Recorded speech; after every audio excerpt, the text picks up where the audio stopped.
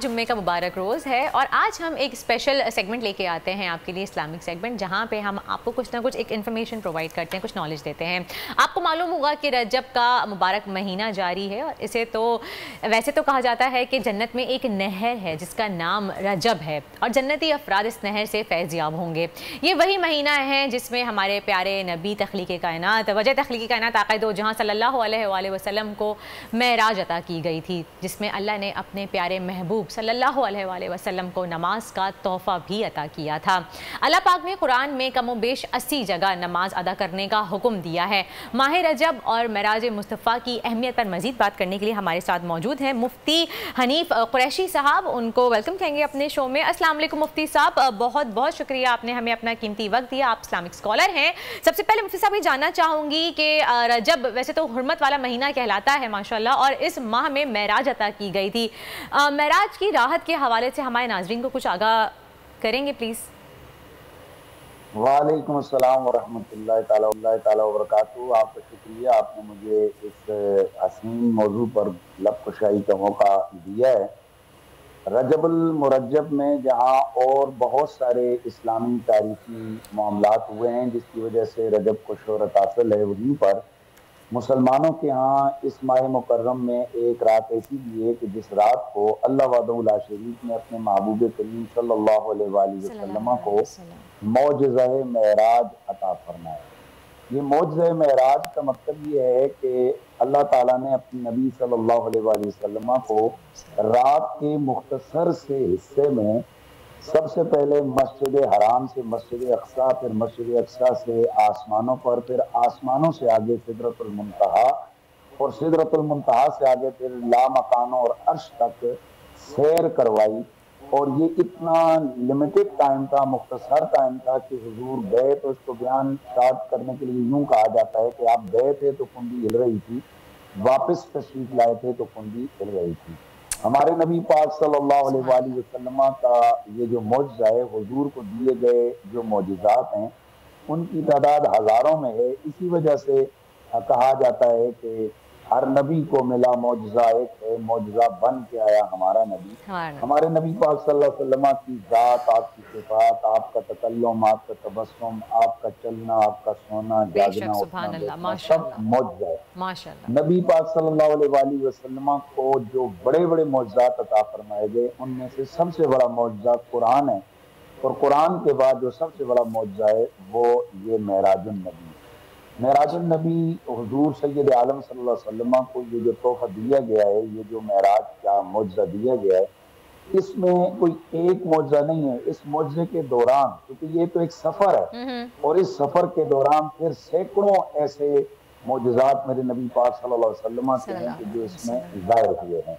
आपका मुख्तसर से वक्त में सफर करना, फिर इसके बाद आपके सदर मुनव्वर का चाक हो जाना, यानी आपके सीने अतर को चाक करके आपके कल्ब मुनव्वर को निकाला गया, फिर आप सल्लल्लाहु अलैहि वसल्लम का जाकर अंबिया को इमामत करवाना, फिर मस्जिद अक्सा के अंदर तमाम नबियों का तशरीफ लाना, फिर वहाँ पर एक मुख्तसर सी मस्जिद है कि जहाँ 4-5 हज़ार लोग जो है ना वो समा सकते हैं, वहाँ पर 1.25 लाख नबियों का समा जाना, फिर हुजूर को उनको इमामत करवाना, फिर अल्लाह के नबी का आसमानों पे जाना। तो ये खुद भी एक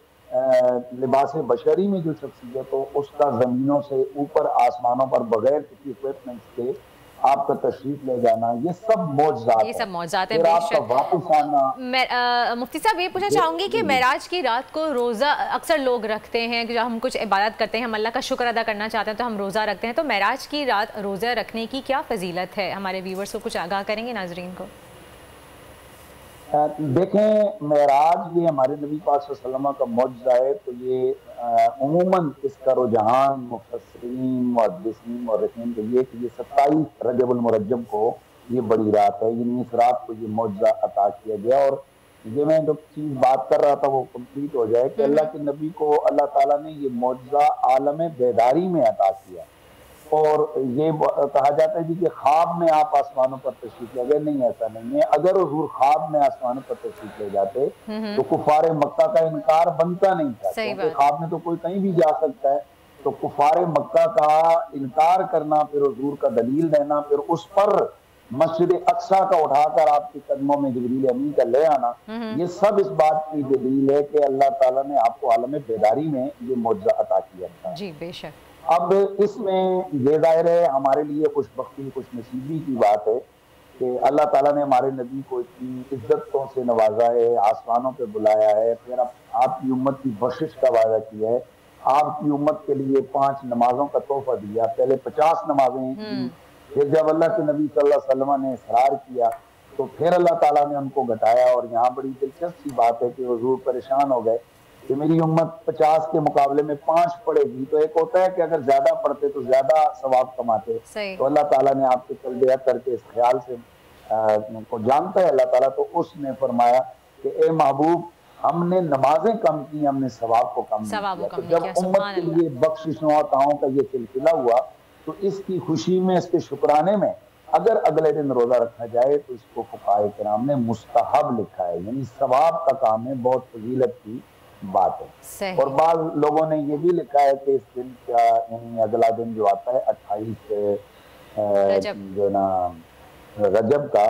تو یعنی 27 رجب، کیونکہ یہ 27ویں تو شب ہو گئی نا، تو اگلا جو دن آ رہا ہے 27 رجب کا، تو اس 27 رجب کا جو روزہ رکھنا ہے تو اس کا بعض لوگوں نے اس کو لکھا ہے کہ اس کا 1000 روزے کا ثواب ملتا ہے، واللہ عالم بالثواب۔ لیکن بہرحال یہ بہت فضیلت کی بات ہے اس دن کو روزہ رکھنا۔ اچھا مفتی صاحب، شب معراج کے دن کافی کیا جاتا ہے، لوگ عبادت کرتے ہیں، نوافل ادا کرتے ہیں، تو اس کے بارے میں بھی ہمارے ناظرین کو آگاہ کیجیے گا پلیز۔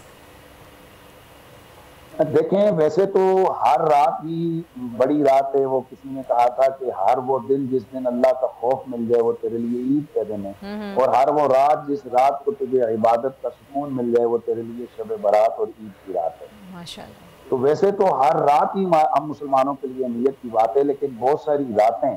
اپنی چونکہ یہ رات، یہ وقت، یہ ظرف ہے، تو یہ ظرف اپنے مظروف کی وجہ سے، ہونے والے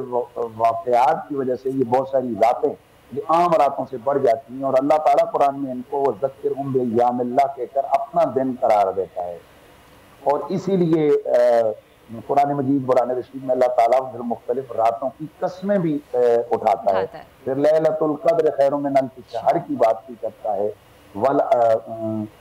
والفجر ولیال عشر کی باتیں کر کے ان کی قسمیں بھی اٹھاتا ہے۔ تو اس حوالے سے اس رات کی عبادت جو ہے ظاہر ہے یہ ایک بہت بڑی رات ہے کہ اس رات کو اللہ تعالیٰ نے اپنے نبی کو اتنا بڑا معجزہ عطا کیا، جیسے قرآن والا معجزہ جس رات کو ملا وہ لیلۃ القدر ہے، تو قرآن کے بعد یہ سب سے بڑا معجزہ ہے جو رسول اللہ کو عطا کیا گیا۔ تو مسلمان اس رات کو بڑے اچھے انداز سے عبادات کر کے اللہ تعالیٰ کا شکر بھی ادا کرتے ہیں، اور اللہ تعالیٰ کا کی بارگاہ سے بخشش اور مغفرت کی بھیک بھی مانگتے ہیں۔ بے شک مغفرت کی بھیک مانگنی چاہیے، کثرت سے اللہ تعالیٰ سے دعا مانگیں اور ہر رات آپ کی بات کریں۔ مفتی صاحب بہت بہت شکریہ، اصل میں وقت کی کمی ہے، بہت معذرت کے ساتھ ہمارے آگے بھی گیسٹ ویٹ کریں، ویسے وقت دل تو نہیں چاہ رہا کہ گفتگو ختم ہو، لیکن شو آگے بھی بڑھانا ہے، تو آپ کا خاص طور پہ شکریہ ادا کرنا چاہوں گی کہ آپ نے اس مبارک دن کے موقع پر آپ نے ہمیں آگاہی بخشی، بہت بہت شکریہ۔ بول اڑائے گا سب کا ہوش، بھول جائیں گے سب اپنا جوش۔ دیکھیے پاکستان کی سب سے بڑی پی ایس ایل ٹرانسمیشن ثقلین مشتاق، رمیز راجہ، سہیب الوی، جمیل فاروقی اور فہیم خان کے ساتھ کھیل کا جنون، روزانہ رات 11 بجے صرف بول نیوز پر۔ سبسکرائب کریں اور بیل دبائیں تاکہ کوئی خبر رہ نہ جائے۔